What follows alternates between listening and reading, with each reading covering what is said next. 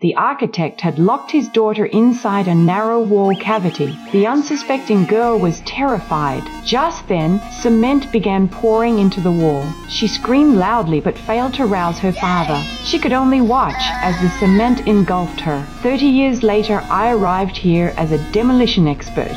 Before detonation, I must scan the entire building structure. I need to locate the optimal blast point. Stepping inside, I caught sight of eerie symbols carved into the wall. A woman claiming to be the manager then appeared. She arranged a room for me. She instructed her son Jimmy to show me around. Jimmy warned me never to set foot on the 8th floor or the roof. That night, exhausted, I sank into the bathtub. Suddenly, an eerie voice called out to me. When I rose to investigate, nothing was there. Returning to my room, I found a photograph of a little girl on the nightstand. It was the girl swallowed by cement. The next day, measuring wall distances, I discovered the actual dimensions didn't match the blueprints. The real gaps were much narrower. To uncover the truth, I ascended to the 8th floor. The corridor was suffocatingly dim. I made my way to Jimmy's room. His notebook lay scattered on the sofa. It was stuffed with magazine clippings and doodles of first love,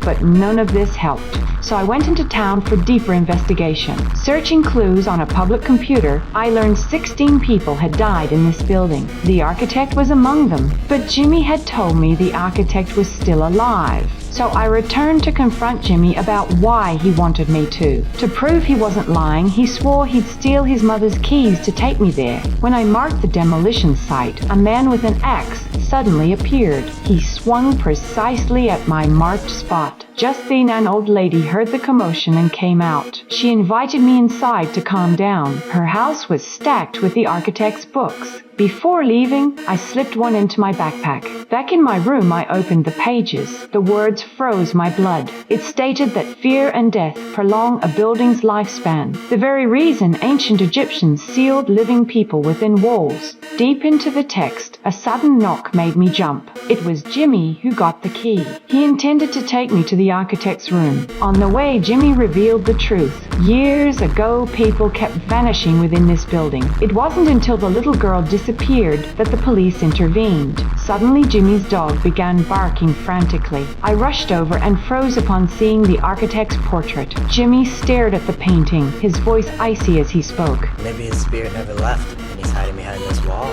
Then he turned and walked away. I chased after him, but a shadow flashed past the window. In an instant, Jimmy vanished. I was alone. The flashlight suddenly went out. Then the little girl's voice echoed again. She kept singing that eerie song. Terrified, I bumped into Jimmy in the hallway. Jimmy led me away from the scene.